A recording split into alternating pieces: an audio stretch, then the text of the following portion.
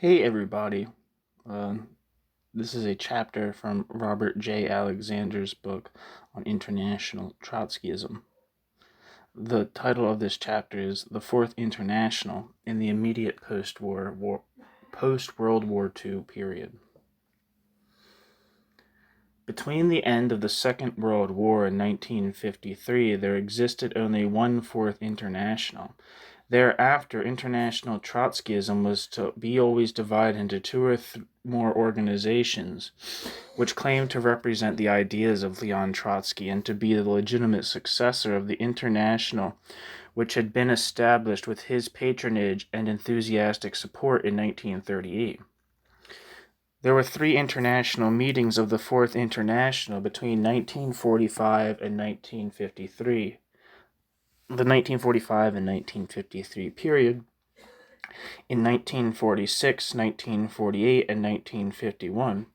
In each of these, there were evidences of disagreements over not only strategy and tactics to be followed by the movement, but also over some basic programmatic and ideological issues. But a split in the International only developed after the last of these meetings. The 1946 Conference.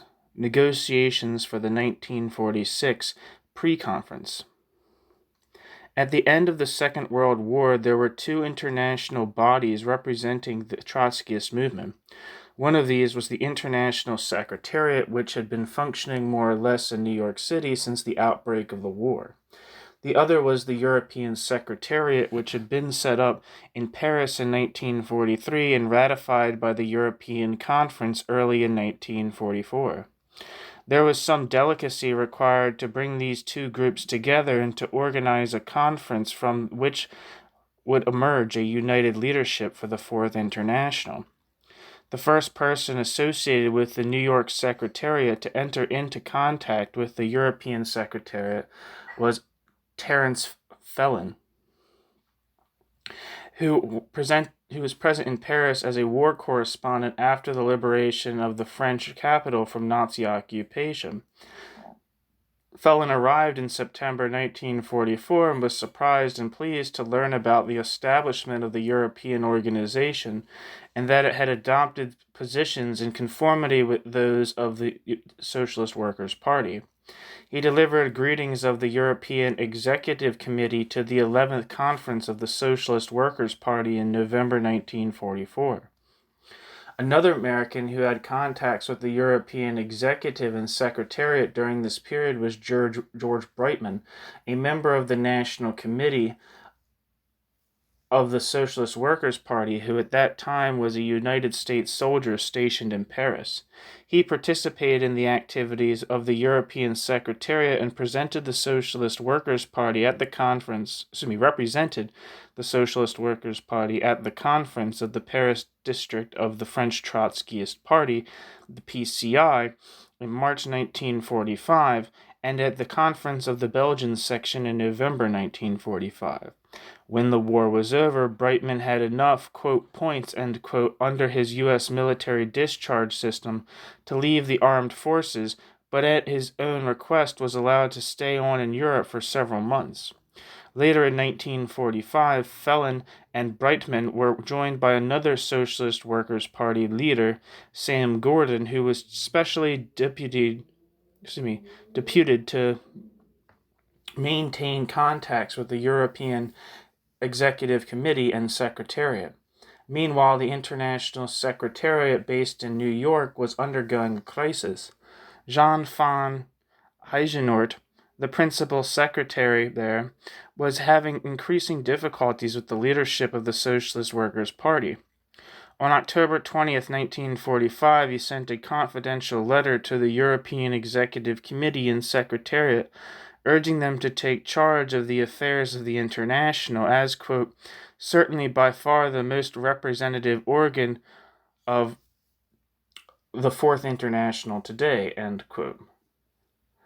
The European groups turned down this suggestion and urged Van Heijenoort to continue his work in the International Secretariat. By this time, negotiations were underway for calling an international meeting. The European Secretariat had called for such a conference with the concurrent transfer of the International Secretariat back to Europe. Also, the European Executive Committee decided to call its own conference in December 1945, but that meeting was postponed when the Socialist Workers' Party of the United States suggested the calling of a, quote, pre-conference, end quote, of the whole International. The 1946 Conference of the Fourth International. The first post-war international meeting of the Trotskyists took place on from March 3rd to 5th, 1946. It was held in a large Paris restaurant, and the first 2 days passed without incident. However, at 11 a.m. on the third day, apparently on the initiative of the restaurant owner who was suspicious of what was transpiring in his establishment, the police raided the meeting and arrested all the delegates. The Americans, who included one soldier in uniform, George Brightman, were quickly released, but most of the others were held overnight. They continued with the agenda of the conference while being held in the 10th arrondissement jail. 2 Spanish and 2 Vietnamese delegates were kept in prison for 2 days. The minutes of the meeting were preserved due to the quick thinking of Terence Phelan, who was keeping them. When the police arrived, he put the notes in his briefcase and then, on the grounds that he was a foreign correspondent, refused to allow the police to look into it, and they acquiesced. According to Rudolf Prager, there were between 28 and 32 delegates attending this conference.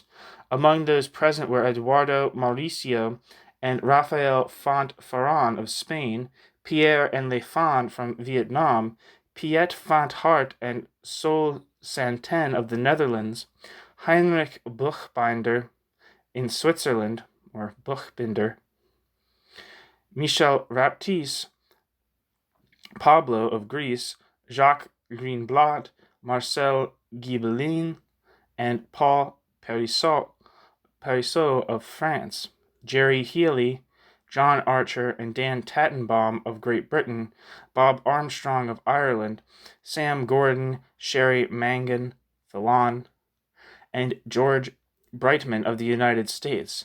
Brightman was still a member of the U.S. Armed Forces.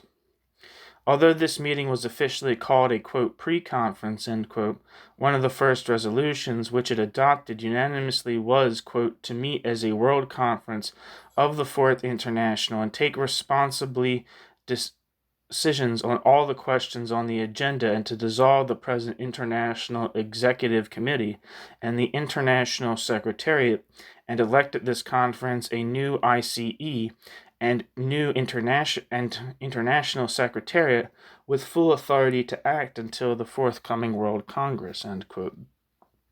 The 1946 Conference of the Fourth International adopted 2 major programmatic resolutions.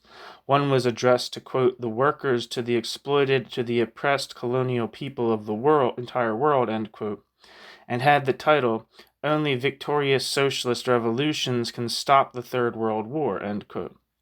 The other was a resolution entitled, quote, The New Imperialist, quote, Peace and the Construction of the Parties of the Fourth International, end quote.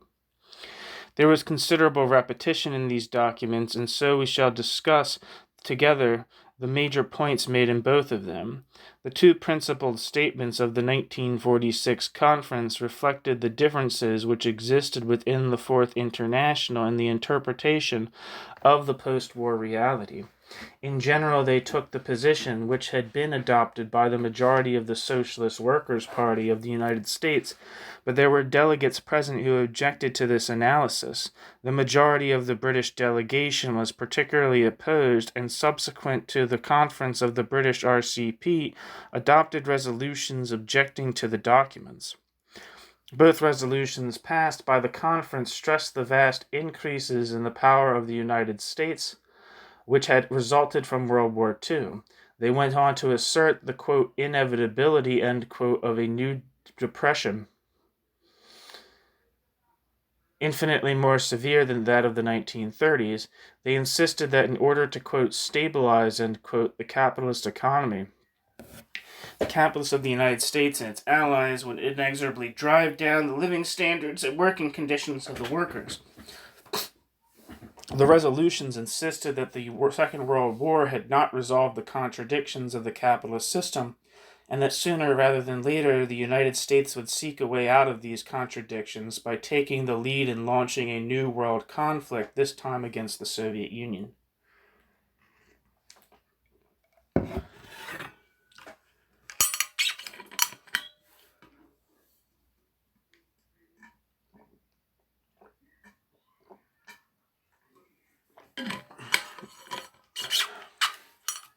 One has to suppose that the majority representatives of the British RCP argued against this resolution in the conference.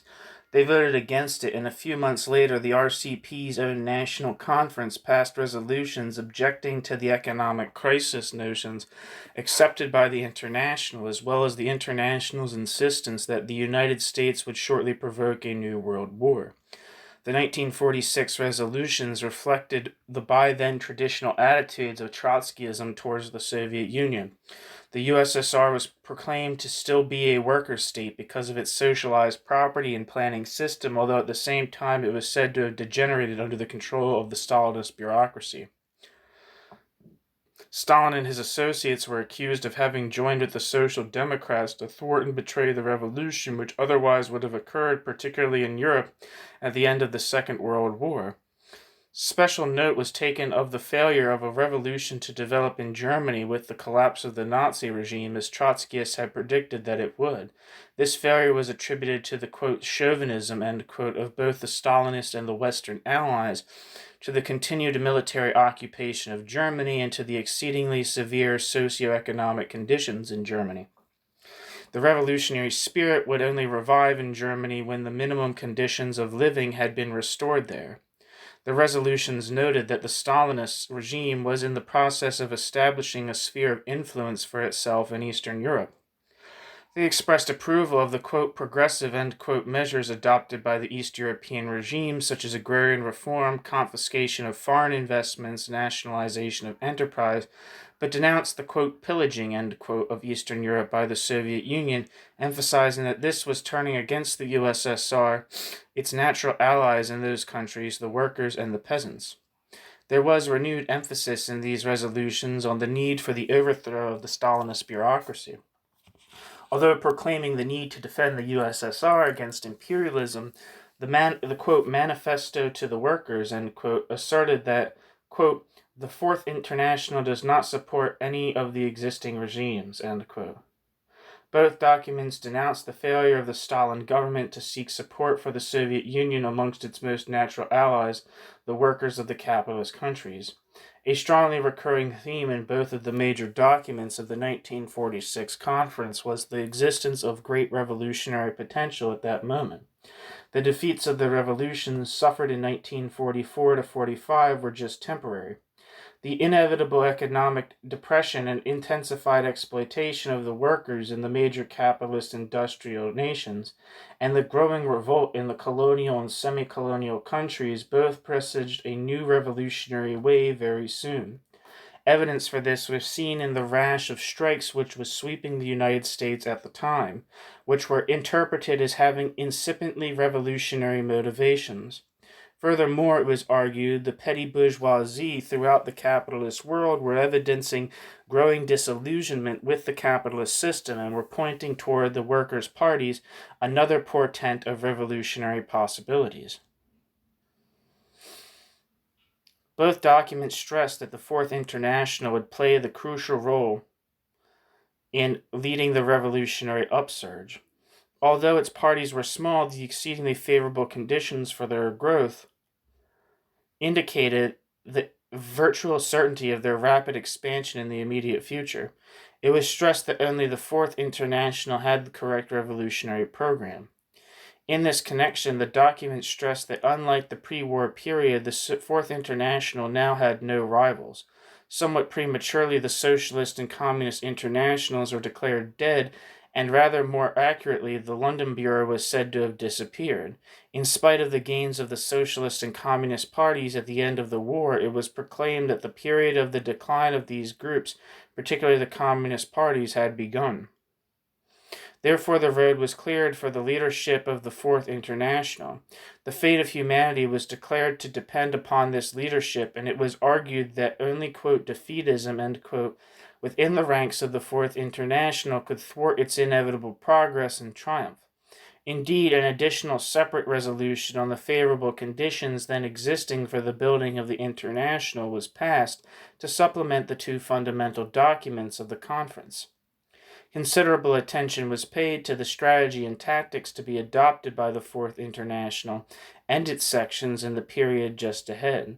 Although both independent parties and fractions within the Socialist and Communist parties were to be used, it was declared that, quote, contrary to the conditions which characterized the pre-war situation, independent work of our European sections, their autonomous existence, distinct from the traditional organizations, acquires in general greater importance than fraction work, and can serve as a powerful pole of attraction for working class vanguard elements who wish to struggle and who separate indignant or disappointed from those organizations.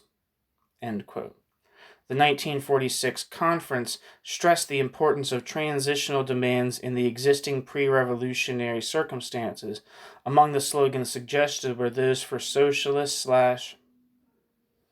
communist governments without, quote, bourgeois participation, for a constitutional assembly, the wage for wages tied to price changes, for the, quote, right to work, end quote, and division of existing employment among all workers without wage reductions, for nationalization without compensation of various enterprises.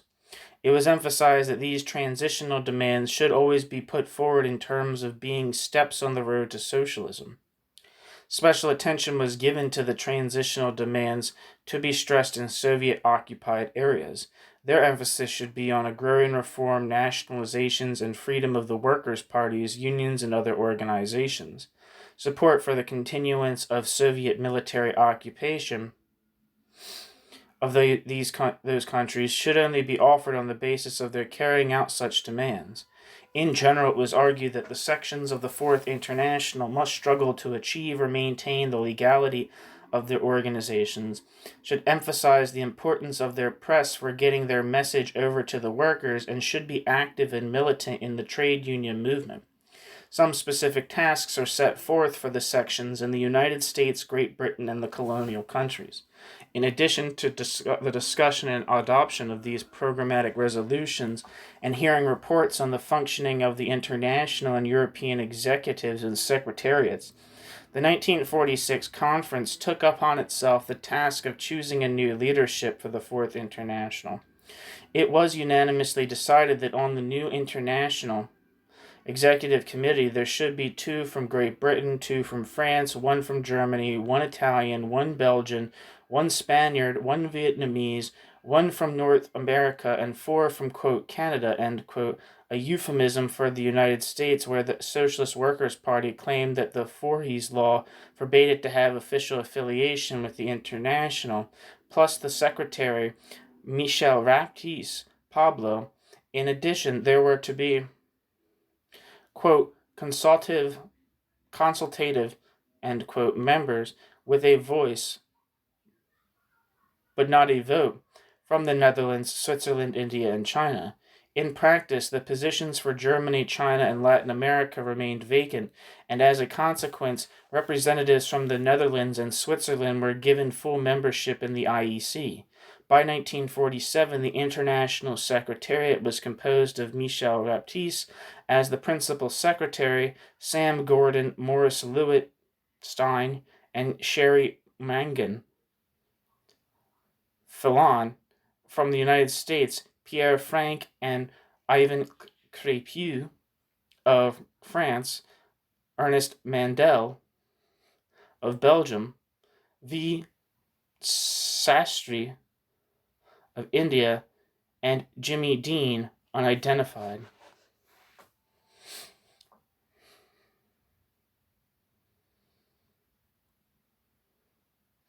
Other members of the IEC, in addition to those, were Jock Haston of Great Britain, Eduardo Mauricio of Spain, Le Phan of Vietnam, Sol Xanten of the Netherlands, Heinrich Buchbinder of Switzerland, and Jacques Greenblatt and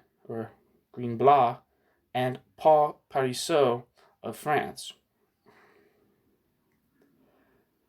Between the 1946 and 1948 meetings, the International Executive Committee elected at the 1946 conference had 5 plenary sessions between then and the Second World Congress of the Fourth International in 1948. The report submitted by the International Secretariat to the 1948 meeting noted that these dealt with, quote, numerous problems which the International had to face, end quote. It also undertook the preparation for the Second Congress with, quote, the longest discussion possible safeguarding the rights of the minority, end quote. At the same time, the International Secretariat, which was made up, quote, in its majority of representatives of the important sections, end quote, was especially active under the general direction of the IEC. It issued the statements on issues which arose and established contacts, quote, with practically all the sections and all the organizations claiming to be associated with the Fourth International, end quote. It also published the periodical Quatrième International, as well as an internal bulletin, and also issued a press service, quote, which furnished to the press of the International information on the life of the sections, end quote. Finally, it handled with unaccustomed rapidity the various theses and other documents in preparation for the 1948 Congress, distributing them for discussion among the sections. The International Secretariat and the IEC spent much of their time in discussions during those 2 years on internal problems of the various sections. The International Secretariat report to the 1948 conference noted that they sought the, quote, unification of the groups in a single section where that was possible, the best tactic to be followed by the sections in the struggle to break their isolation and to find the path to the masses, end quote. The same report noted that the International had to deal particularly with the situation in the British, French, Swiss, and Spanish sections. In their preparations for the Second Congress of the International Secretariat report claimed to the IEC and IS, quote, sought to have all sections and all tendencies participate in the preparatory discussion. The long years had made a normal life of the International impossible, and the international leadership did not hesitate to take measures to assure participation of groups and tendencies which had broken in the past with the International Workers' Party, end quote. As we shall see, a number of the groups represented at the Congress denied that there had been any such broad discussion prior to the meeting. Pierre has summed up the path taken by the International between the 1946 conference and the Second World Congress in 1948. Quote, the new orientation resulting from the new world situation consisted in the task of changing our sections, which until then had been propaganda groups, into parties linked to the mass struggle and aimed to leading those struggles, end quote. The Second World Congress. Circumstances of the Congress.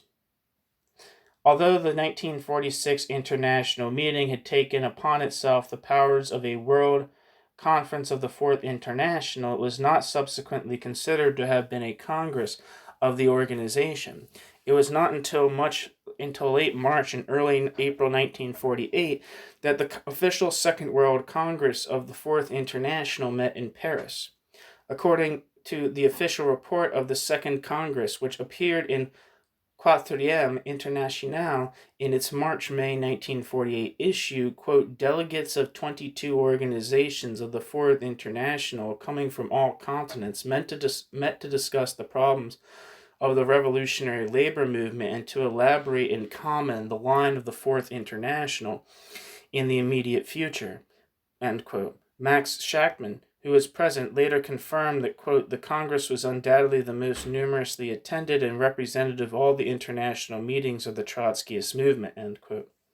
Schachmann added, quote, bourgeois or Stalinist repression and meagerness of financial resources prevented many sections from sending their representatives. Yet, as never before, delegates came to the meeting not only from Europe but from Asia, South Africa, and several countries of the Western Hemisphere. Their presence was an earnest of the devotion of the Trotskyist movement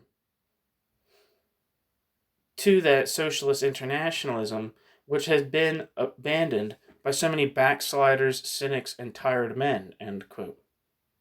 Security precautions were very extensive at the meeting, presumably to prevent it being disrupted by the police or anyone else. One had great difficulty to get into or out of the meeting, and credentials were exceedingly closely checked. These efforts did not prevent interested governments from finding out what was going on. Max Shachtman, for example, was shown by a United States Embassy official a virtually verbatim account of all that had transpired. The leader of the British delegation was hailed as he was returning from Paris by an immigration official who knew him personally and was asked how he had voted on various questions discussed at the meeting. The agenda of the Second World Congress was extensive. After a report by the International Secretariat, Michel Raptis, on the evolution of the International since its founding conference almost 10 years before, there were extensive debates over a general political resolution, on a resolution concerning the situation in the colonial countries, and on a thesis on the communist-controlled states. There were also extensive discussions with appropriate resolutions concerning the situation within a number of the national sections of the Fourth International. New statutes of the International were also adopted. Although the resolution adopted at the Congress subsequently appeared in Quatrième International, no record of the debates at the meeting seems to have been published. In the discussion which follows, we shall reply both on the Quatrième International report and on an article published later in the year by Max Shachtman, one of the principal opposition spokesmen at the meeting. Pablo's report to the Congress. The report of the International Secretariat submitted by Michel Pablo was entitled 1938 to 1948, 10 Years of Combat. It started with a discussion of how the International resisted the test of the war, noting the persecution to which the various national sections have been subjected during the conflict, and the International's many martyrs, then quickly reviewed the work of the New York-based International Secretariat. Pablo concluded that, quote, the balance of the Fourth International during the war has no comparison in the annals of the revolutionary movement, end quote. Other portions of the report dealt with differences which had arisen within the International during the war, particularly the Shachtmanite split and controversies over the, quote, national question, end quote, especially in France. Pablo then reviewed the International's support of defense of the Soviet Union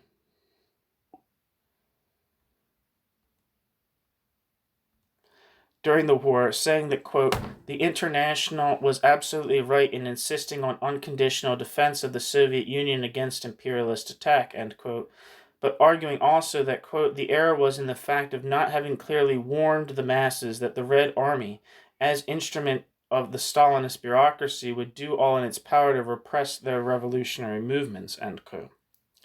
Pablo also offered, quote, self-criticism, end quote, on the International's position on the role of Germany in the post-war revolution. He said that the International had not paid enough attention to, quote, A, the material and human destruction in Germany, B, the reactionary character of the Soviet and Allied occupation, C, the extreme atomization of the German proletariat under the fascist regime. All these factors worked to thwart the premises of major action by the German masses, end quote. Finally, Pablo's report noted the consolidation of a new leadership in the International after the war, and divergences which appear in various sections, particularly those of Britain, France, and Spain.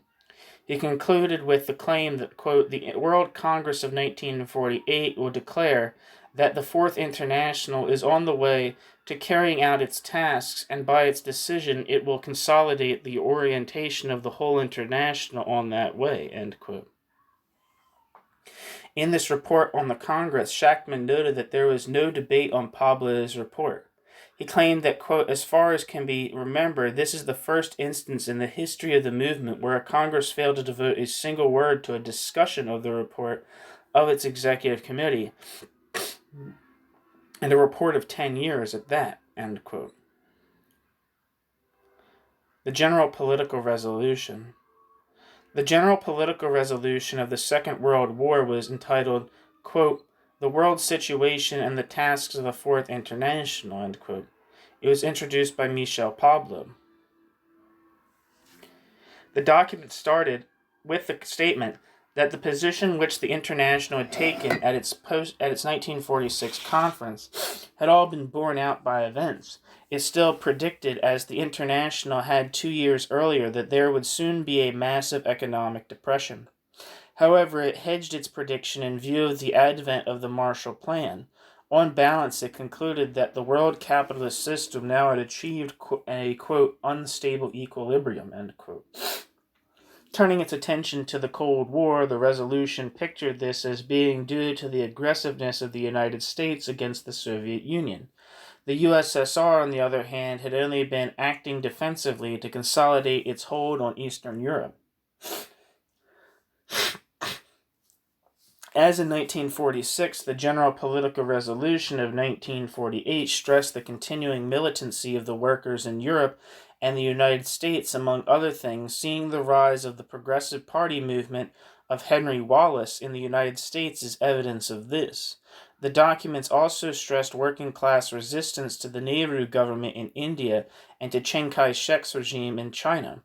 It likewise stressed the growth of labor militancy in Latin America since the end of World War II, which it pictured as continuing in spite of the supposed right-wing turn of the bourgeoisie and governments of the area. The document then analyzed the rise of the socialist parties in Northern Europe, Australia, and a few other areas, and their relative decline in France and Italy. It noted that right after the war, the socialist parties in Eastern Europe had also declined, but subsequently had risen in influence as the result of growing working-class resentment at the communist behavior in those countries. The conclusion drawn from this discussion was that it was still correct policy for the Trotskyists to work within the socialist parties in some countries.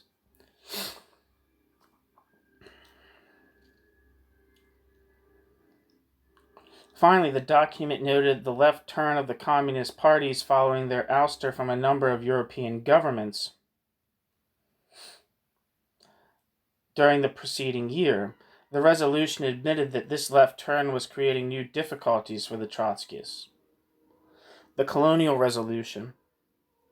The Colonial Resolution was entitled, quote, The Struggle of the Colonial Peoples and the World Revolution, end quote. It was introduced by Pierre.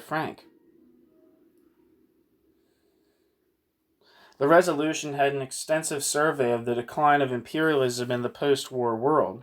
There were specific discussions of the roles of Great Britain, France, and the Netherlands, and particular emphasis on the growth of United States imperialist influence at the expense of these older colonial powers. The document stressed the change of strategy of the imperialist regimes with their turning over the direct responsibility of governments to the native bourgeoisie and its parties, while it was asserted maintaining continuing control by the metropole over the economies of the colonial countries.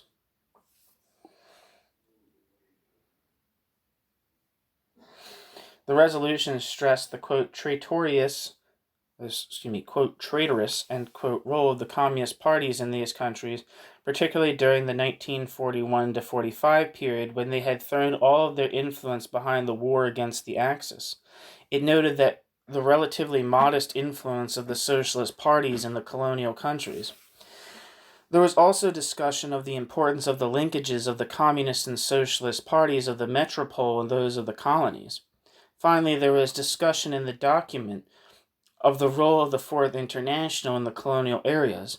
After expounding upon the situation in several countries, the resolution concluded, quote, "It is to the Fourth International that falls the task of constructing the first real workers' parties in the colonial and semi-colonial countries."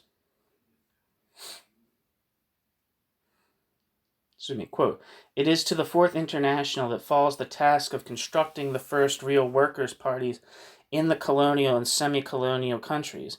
Its mission is to save the proletariat of those countries from the painful defeats of the European proletariat. It is the First International which has effectively united in its leadership the most qualified representatives of the young colonial proletariat. Its ideas today can expand beyond the Iron Curtains, the jungles, and oceans with astonishing rapidity. From Black Africa to Japan, from Korea to Egypt, the Fourth International will prepare on a terrain virgin of working-class defeats the most radical upheavals that history has ever known." End quote. The debate on the Russian question. The most bitterly argued issue of the Second World Congress of the Fourth International was that of the nature of the Soviet Union and of the East European countries occupied by the USSR after World War II. The resolution on this subject was entitled, quote, "The USSR and Stalinism," and it was introduced by Ernest Mandel. The Mandel resolution was bitterly opposed by a substantial number of the delegates. They by no means agreed on what should be substituted for the ideas represented by the majority, but they were united in their condemnation of the positions introduced by Mandel. Quote, "The USSR and Stalinism," end quote, presented the, quote, "orthodox Trotskyist position. It continued to portray the Soviet situation as one in which the only alternatives were between advancing towards socialism and retreating to capitalism. Instead, there was emphasis in the resolution on certain supposed trends towards a return to capitalism and post-war developments, such as the alleged growth of the capitalist market in the production and distribution of agricultural and artisanal goods."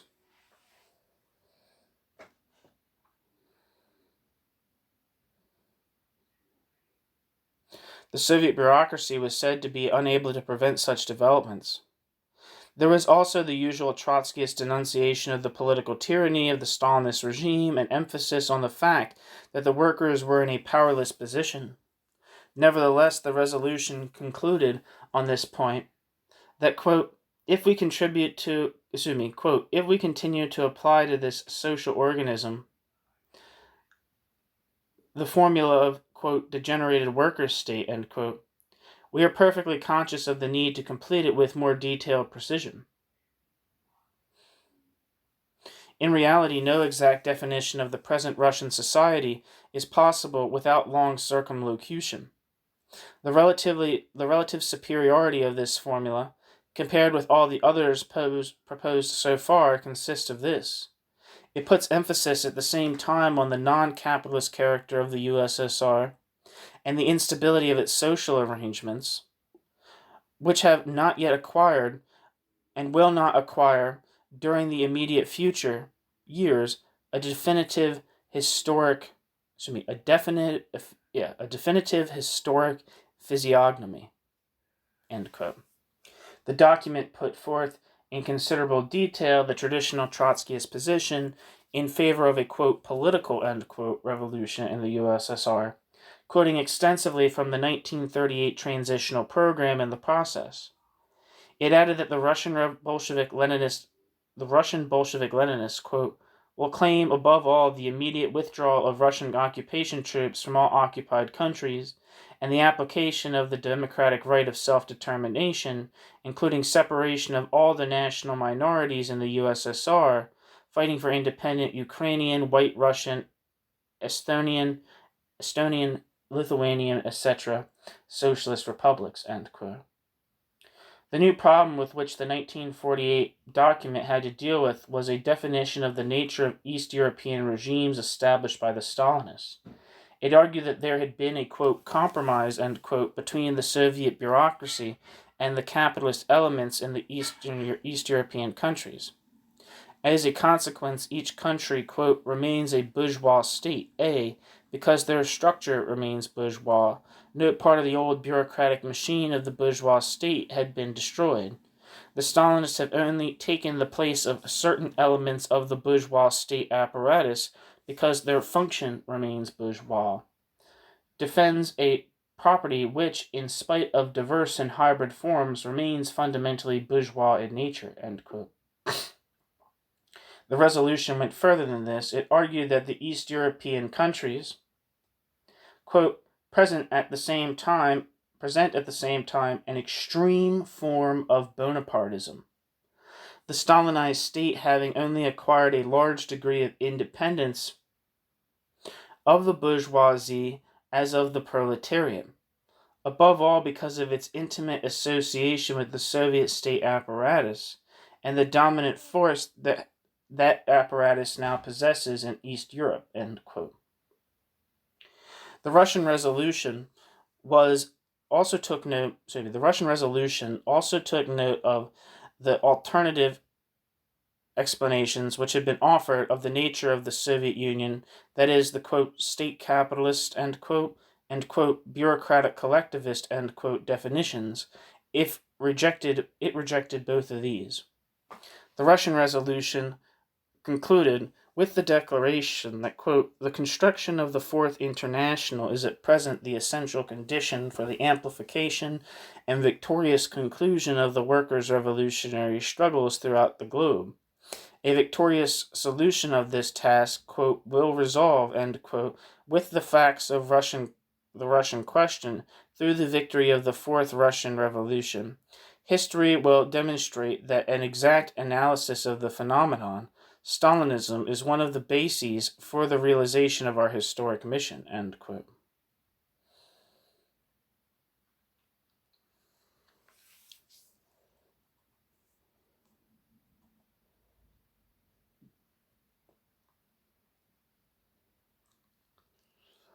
From Max Shachtman's subsequent report on the Congress, one can judge the nature of the argument of those opposed to the majority position on the Russian issue.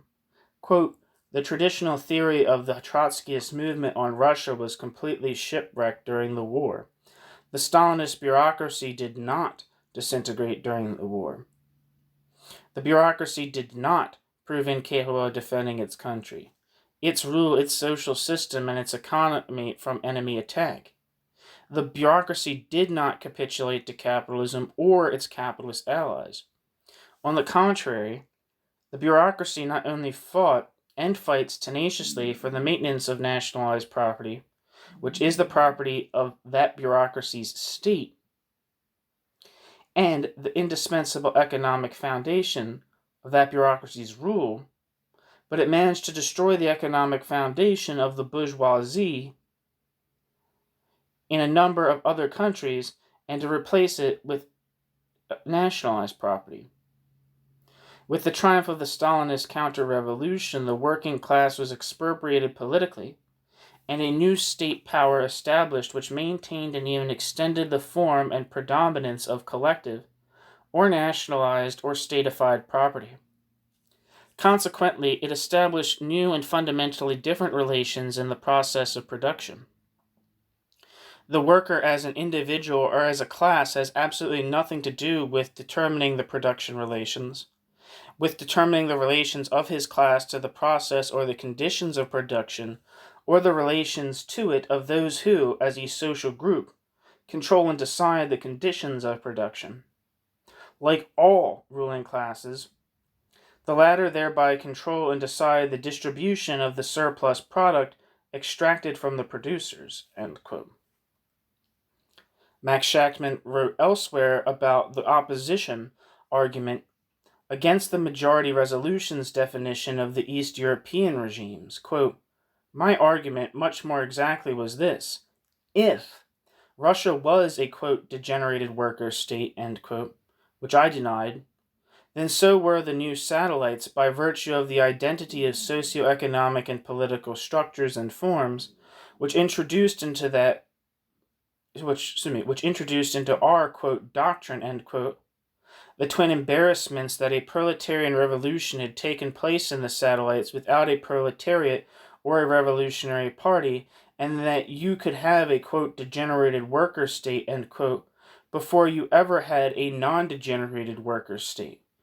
I did not say at all that on balance they were degenerated worker states, but that, like Russia, they were reactionary, bureaucratic, collectivist states.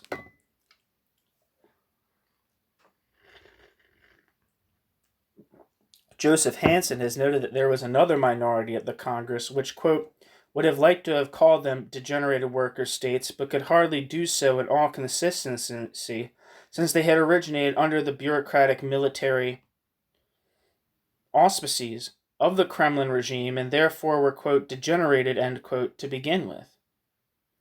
The minority therefore called them, quote, deformed, end quote, worker states. The minority position, it should be added, eventually was adopted by the majority of all sectors of the World Trotskyist movement, becoming the official position of the Fourth International, end quote. This acceptance of the 1948 Congress minority position took place at a plenum of the IEC in April 1949 and was ratified by the Third World Congress in August 1951. Max Shachtman noted that, quote, those of us who supported the position of the Workers' Party, that Russia and the buffer countries are bureaucratic collectivist states, voted for the resolution of the French Chelieu group.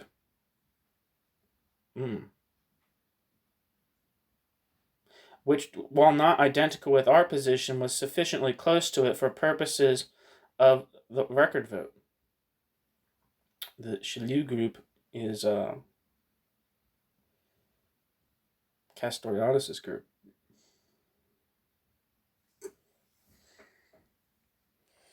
Let me make sure I'm saying that right, because that's...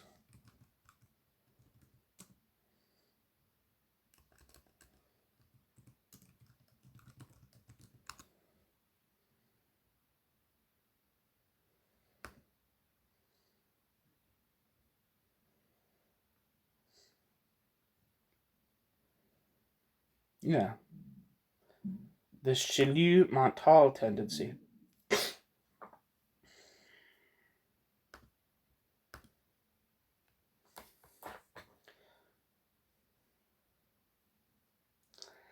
This resolution was supported by the delegates from the Chelieu group, the German section, the Irish section, the Indo-Chinese October group, and the Workers' Party, end quote.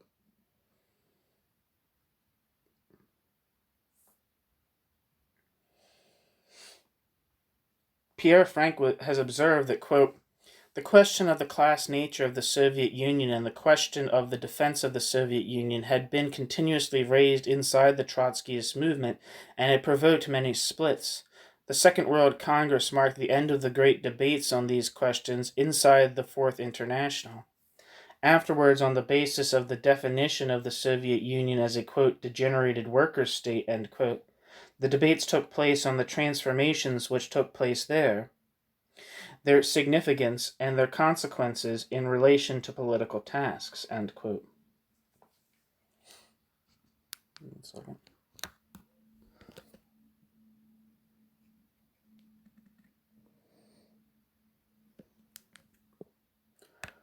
The new statutes and general orientation of the 1948 Congress. One final aspect of the Second World Congress worthy of note, particularly in view of the controversy which arose in the Fourth International in the early 1950s, is the general orientation of the Congress. This was reflected both in the new statutes and in some of the resolutions adopted by the Congress. The new statutes adopted by the 1948 Congress were written by Gerry Healy. They were considerably more extensive and detailed than the ones which had been ratified a decade earlier, and were preceded by a longish preamble containing a statement of the general strategic, quote, line, end quote, of the International at that time. Although, as we have indicated, the Second Congress decided that, quote, entrism, end quote, into socialist parties might be justified in a few countries, the orientation was generally to be towards setting up independent revolutionary parties. The preamble to the statutes proclaimed that, quote, in each country the leadership of the proletariat must be taken from the counter-revolutionary social democracy and the Stalinist traitors. The chains which they have forged to fetter and immobilize the working masses must be broken.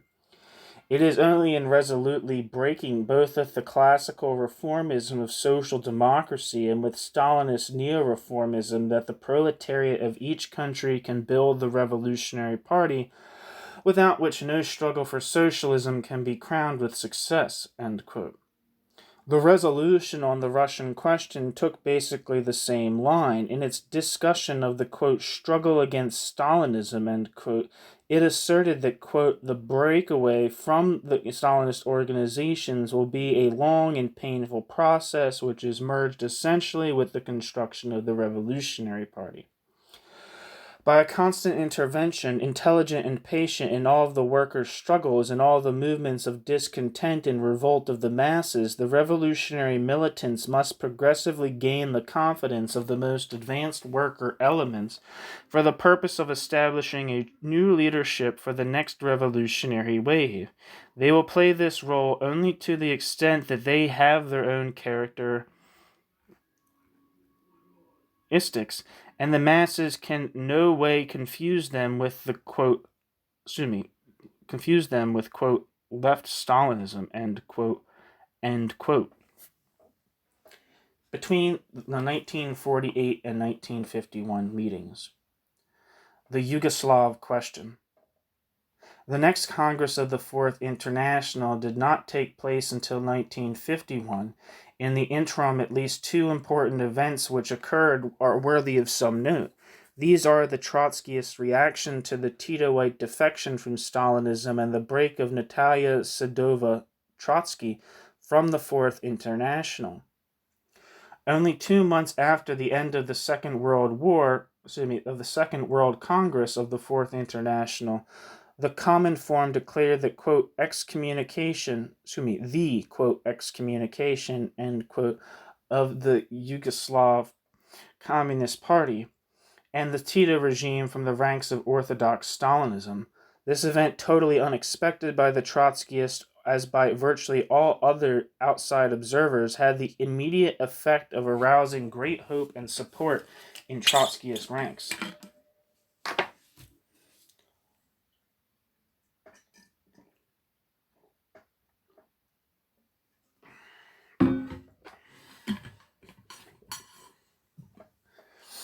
The Secretariat of the Fourth International dispatched a series of open letters to the Central Committee of the Yugoslav Communist Party. These sought a rapprochement with the Yugoslav Party. That of July 13th went, quote, into painstaking detail on what the Stalinist regime should do. It should adopt the road of the working class struggle.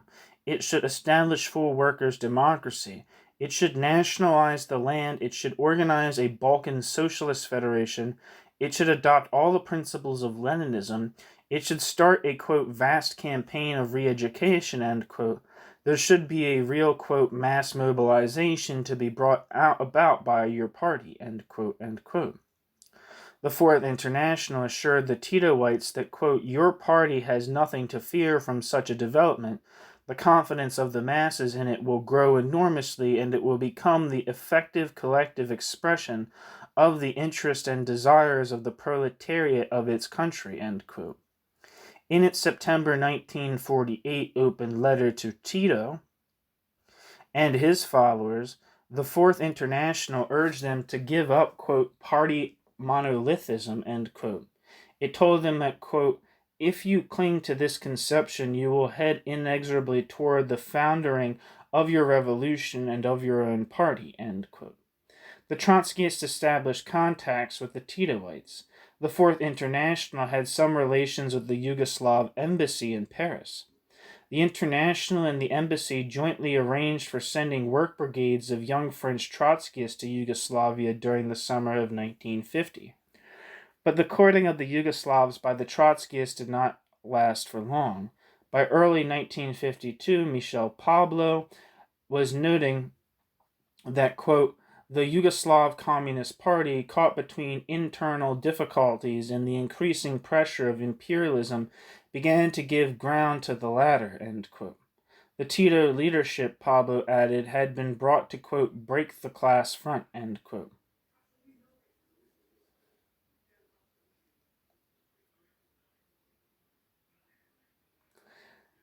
Natalia Sedova Trotsky's defection. Albert Glotzer has maintained that after World War II, Leon Trotsky's widow, Natalia Sedova Trotsky, sympathized more with the Shakhterites than she did with the Socialist Workers' Party and the Fourth International. Certainly she supported the Goldman-Morrow faction's effort to bring the Shakhterites back to the Socialist Workers' Party. However, until 1951, she continued to think of herself and be thought of as a member of the Fourth International. On May 9, 1951, Natalia Sedova directed a letter to the Executive Committee of the Fourth International and the Political Committee of the Socialist Workers' Party, announcing her separation from the International. She started by noting that they knew that she had had certain disagreements with them, quote, since the end of the war or even earlier, end quote, but that, quote, now you have come to a point at which it is not possible for me to remain silent or limit myself to protesting privately. I must publicly express my opinion, end quote. She noted that, quote, this step is for me grave and difficult, but there is no other way. I have decided to inform you that I find no other solution than communicating openly to you that our disagreements are such that it is impossible for me to remain in your ranks, end quote. She then listed the basic elements of her disagreements with the Fourth International. First of all, quote, obsessed with old formulas no longer of use, you continue considering the Stalinist state as a worker state. I cannot and don't wish to follow you in this. Stalinism and the Stalinist state have nothing more in common with a worker state nor with socialism. They are the worst and most dangerous enemies of socialism and the working class, end quote.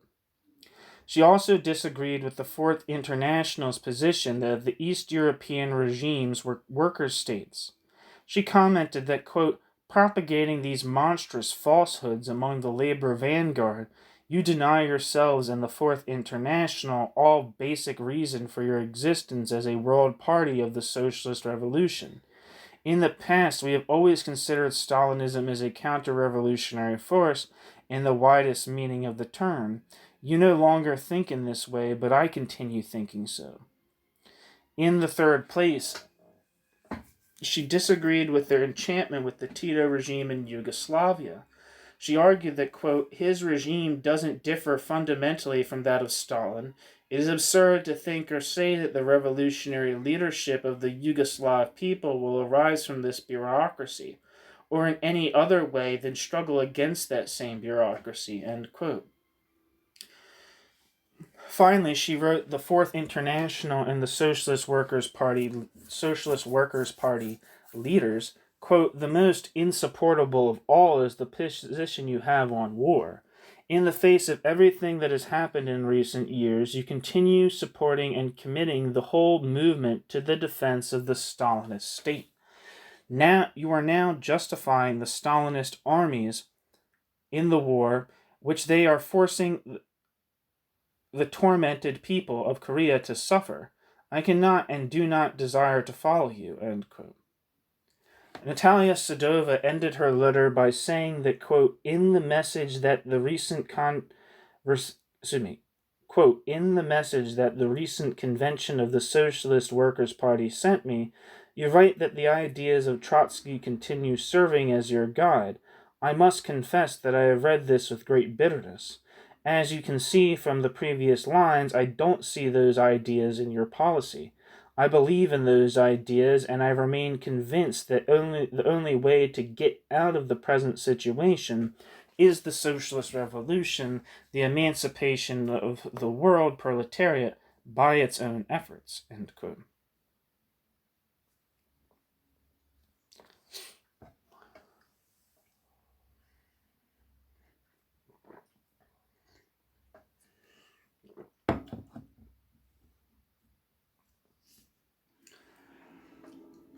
The new strategy of the Fourth International. The Third World Congress of the Fourth International took place in August 1951. Although the major resolution adopted there seemed to have the support of almost all the delegates, they were in fact the first step towards a new strategic line for the International, which was to generate a process of splintering of international Trotskyism, which had not ended more than 3 decades earlier. A plenum of the International Executive Committee, the IEC, met in November 1950 and adopted a series of, quote, theses, end quote, to be submitted to the Third World Congress. The principal author of the document involved was Michel Raptis, better known as Michel Pablo, who was International Secretariat and undoubtedly reflected his and many of his colleagues' reaction to events of the post-World War II period. First, they were disillusioned by the fact that the Trotskyists had made disappointingly slow progress in building national sections and the World Party of the Socialist Revolution. The great optimism on this count, which had been expressed in the 1946 and 1948 international gatherings, had drastically receded. In fact, by the late 1950s, instead of seeing the triumph of the world revolution under the Fourth International leadership as something which would occur in the proximate future, Pablo and his friends saw the advent of socialism throughout the world in very long-run terms indeed. Second, the Yugoslav split with Moscow had served to convince Pablo and his associates that the Stalinist parties might not necessarily be as unalterably subordinate to Stalin as they had previously thought.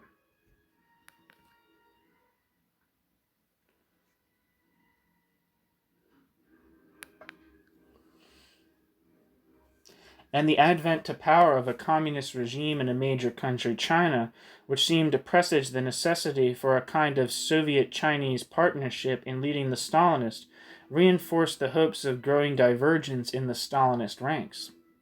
Third, the polarization of world politics resulting from the Cold War and culminating in the Korean War seemed to Pablo and his supporters to provide an urgency in terms of time which had not existed before.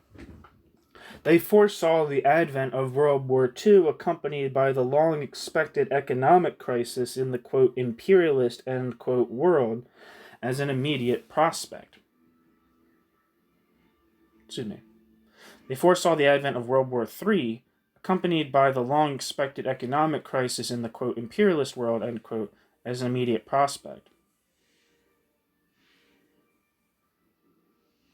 These factors made it necessary, in the view of Pablo and his friends, for the Fourth International to adopt a completely new strategy.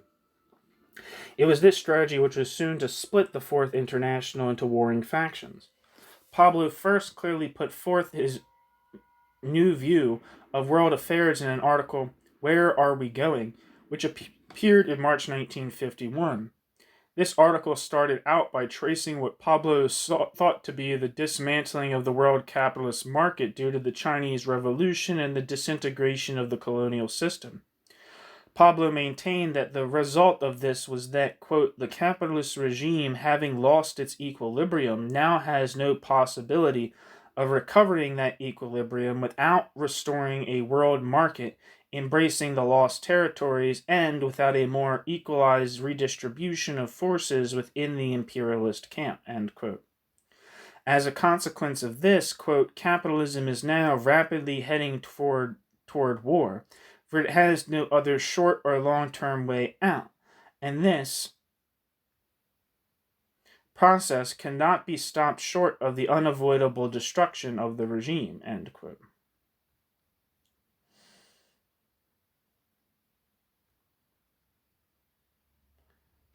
This new war would be of a special kind.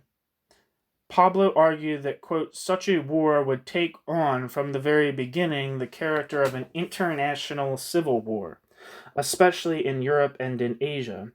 These continents would rapidly pass over under the control of the Soviet bureaucracy, of the communist parties, or of the revolutionary masses.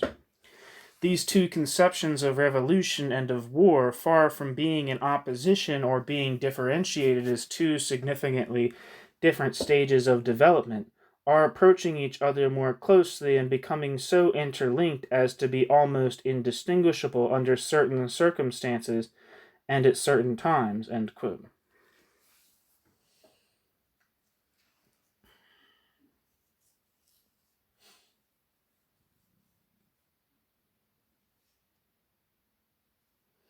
Sorry, one second.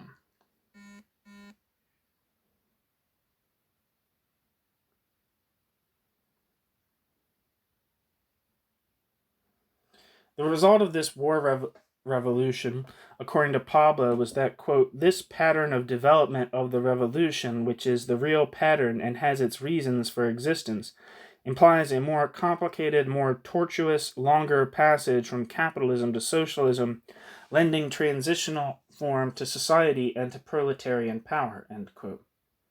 Clearly, Pablo had developed a difference with the traditional Trotskyist position that Stalinist regimes could only play a counter-revolutionary role. He argued that, quote, the rise of communist parties to power is not the consequence of a capacity of Stalinism to struggle for the revolution, does not alter the internationally counter-revolutionary role of Stalinism. But it is the product of an exceptional combination of circumstances which has imposed the seizure of power either upon the Soviet bureaucracy in the case of the European buffer zone, or upon certain communist parties, Yugoslavia, China, end quote. He chastised those who were worried by the, quote, boogie of the, quote, worldwide domination of Stalinism, end quote, saying that such worry came from, quote, lack of correct theoretical understanding of Stalinism and the contradictions inherent in its nature, far from being ameliorated or eliminated in direct proportion to its expansion, we are in reality being reproduced on an ever wider or an ever greater scale and will provoke its destruction.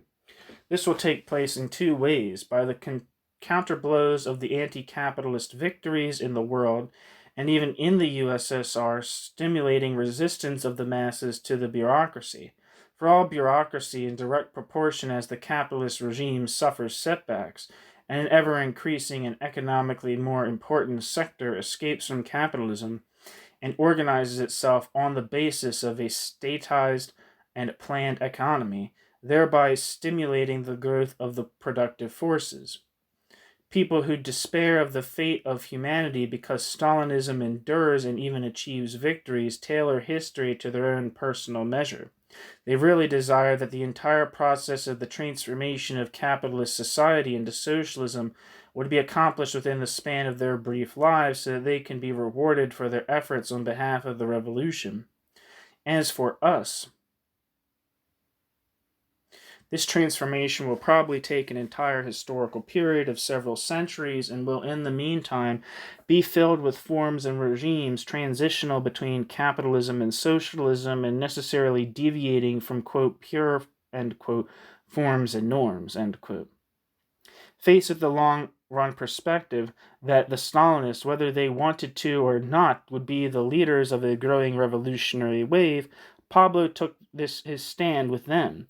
Quote, our movement is naturally not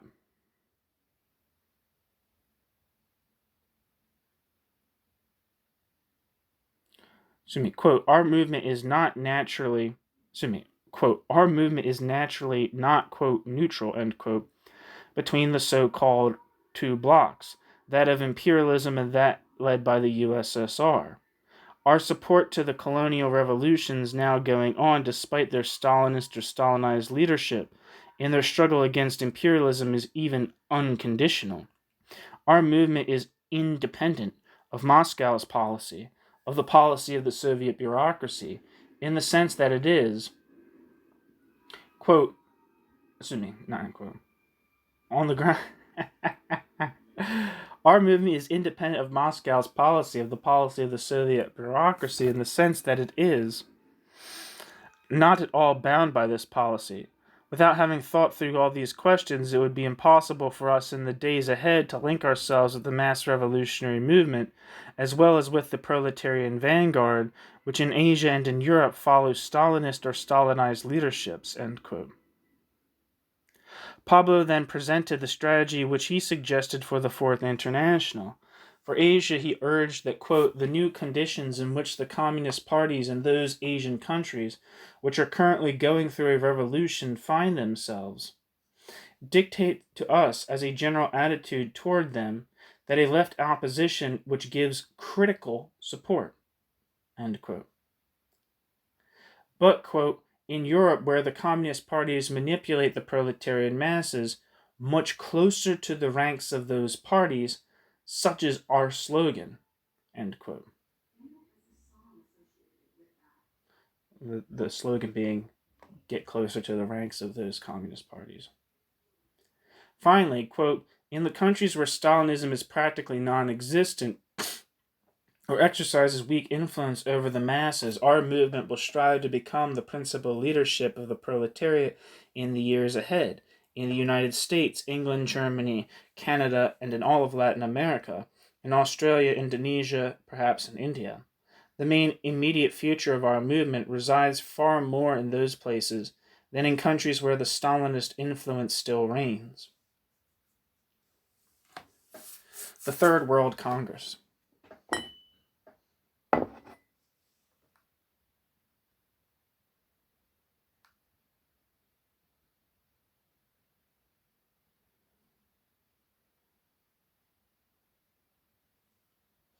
Actually, hold on. Let me stop this real quick and then I'll restart it. I think I gotta make room on my phone. Okay. The Third World Congress. The first steps in developing the new orientation favored by Pablo were taken at the Third World Congress, which met in August 1951. It was attended by 74 delegates from 25 countries. Pierre, who after some hesitation became one of Pablo's most important supporters, has outlined the major elements of the central document adopted by a 30-3 margin, with one abstention, at the Third Congress, that is, the, quote, "theses on the international perspective and the orientation of the Fourth International," end quote. The only opposition to the passage of the theses came from a majority of the French delegates. Frank wrote that the document, quote, "began by stressing the increasing preparations of various kinds being made at that time for a new world war. These theses did not dismiss the possibility of temporary compromises between the United States and the Soviet Union, above all because of the Kremlin's conservative policy, but they projected such a new world war in the relatively near future."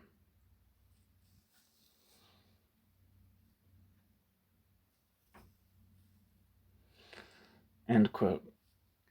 Frank went on to note that the theses, quote, "added that by its nature this war would be a, quote, war revolution," end quote, in which an imperialist victory would be problematical. Linked to this perspective on the war was the point of view that the arms race economy would have catastrophic consequences on the economic situation, inflation, lowering of the workers' standard of living, etc., end quote. Furthermore, quote, "from what had happened in Yugoslavia and China, these theses concluded that the communist parties, even when they had a reformist policy, were not exactly classical reformist parties, that they were not as yet mere instruments of the Kremlin under any and all circumstances, that under certain conditions of exceptional mass movement they could be drawn into going beyond orientations corresponding to the policies of the Kremlin and beyond their strictly reformist objectives. These theses insistently stress the concrete contradictory relationship and operation between the masses, the communist parties, and the Soviet bureaucracy, and they stated that the Trotskyists had to take advantage of these contradictions, and in order to do so had to become part of the real mass movement, especially where communist parties were mass organizations," end quote. The 10th Plenum. The strategic turn started in the Third World Congress was completed in the 10th plenum of the International Executive Committee in February 1952. That meeting endorsed a report by Pablo explaining in detail the full meaning of the new strategy. Pablo started by claiming that, quote, the tactical conception defined by the Third World Congress simultaneously trains its sights in three distinct directions according to the classical characteristic of the mass movement in each country. Essentially, independent work directed toward the reformist workers and organizations, work directed toward the Stalinist workers and organizations, end quote. The areas in which, quote, essentially independent work, end quote, should continue by the by the Fourth International's affiliates included, quote, above all Latin America and Ceylon, or present-day Sri Lanka. He added that, quote, the United States, India, the countries of the Middle East, the African colonies can be considered part of this category with the following reservations. In all these countries, the Trotskyists must from now on act as the revolutionary leadership of the masses, even though it may be necessary in some of these countries to go through an experience with certain reformist, centrist, or simply national currents and formations, end quote. To explain what he meant by this, Pablo cited the advocacy of the establishment of a Labor Party by the U.S. Socialist Workers' Party. He also noted the need for, quote, penetration of the national movements which are now convulsing, end quote, many of the colonial countries. In those countries in which the socialist parties remain the dominant working class political organizations, Pablo argued that, quote, the question of entry, even total entry, has to be faced if it hasn't as yet been realized, because for all these countries it is infinitely probable that except for new and at present unforeseeable developments, the movement of mass radicalization and the first stages of the revolution of the objective revolutionary situation will manifest themselves within the framework of these organizations, end quote. However, in this case, the, quote, entrism into the socialist parties was to be different from that of the 1930s. Pablo noted that, quote, we are entering them in order to remain there for a long time, banking on the great possibility which exists of seeing these parties placed under new conditions develop centrist tendencies, which will lead a whole stage of radicalization of the masses and of the objective revolutionary process in their respective countries, end quote. However, the really innovative part of the strategy proposed by Pablo and accepted by the 10th plenum was in the approach to the Stalinist parties, where they were the majority working class party.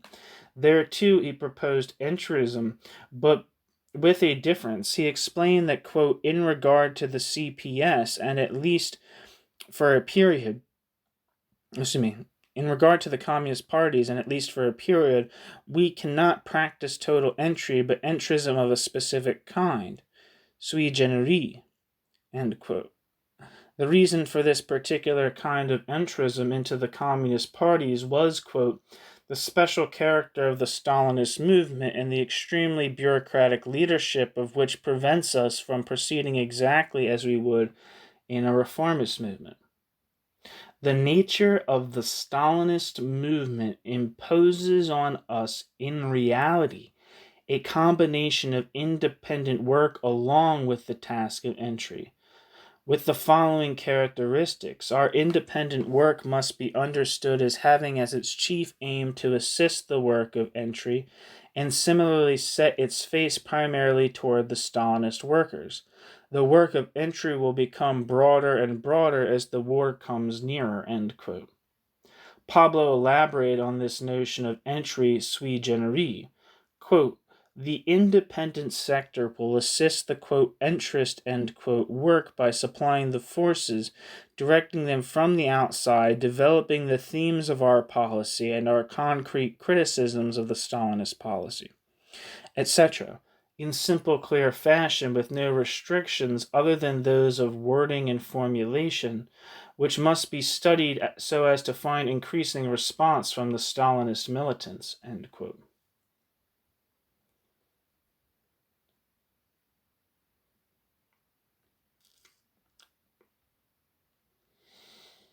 The independent sector will continue all of the present essential activities in the plants, the trade unions among the youth, and will continue the work of recruiting, especially among the best elements within the Stalinist movement, who have been pointed out by our comrades who have made the entry.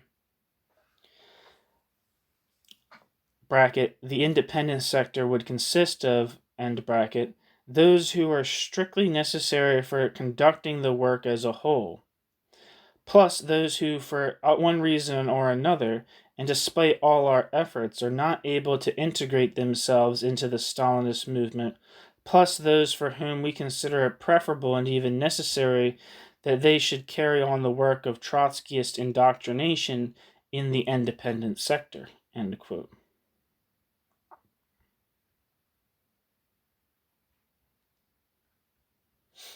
Conclusion. By the early months of 1952, the Fourth International had made a real change in policy, adopting a basically new strategy which it called a tactic. That strategy, although having certain apparent similarities to the, quote, French turn, end quote, of the 1930s, was fundamentally different. The French turn, executed under Trotsky's direction, essentially called for hit-and-run raids into a number of socialist parties, with the hope either of quickly gaining control of them or leaving with sufficient new recruits for the Trotskyist parties to begin to become, quote, mass organizations, end quote. However, in view of the International's new perspective of, quote, several centuries, end quote, during which the Stalinism or something like it might be the major, quote, revolutionary force, end quote, the policy of the early 1950s was basically different. For one thing, quote, entrism, end quote, this time involved the communist parties as well as the socialists. For another, all indications were that the entry into both socialist and communist parties was intended to be for an unlimited period of time. Although it was apparent that in the case of entry into socialist parties, it was proposed that clearly Trotskyist factions be organized in them. The situation was more problematical in the case of those Trotskyite groups which entered the communist parties of their respective countries. Although the plan was to maintain a small core group outside the Communist Party, the relations it was to maintain with the Trotskyists inside the party certainly remained obscure. Even more obscure was the way in which all of these diverse groups could be kept together in a single international organization. Understandably, this radical break with the past policies of international Trotskyism ultimately aroused considerable opposition. By 1953 to 54, that opposition resulted in a split in the Fourth International. International Trotskyism has never recovered from that split.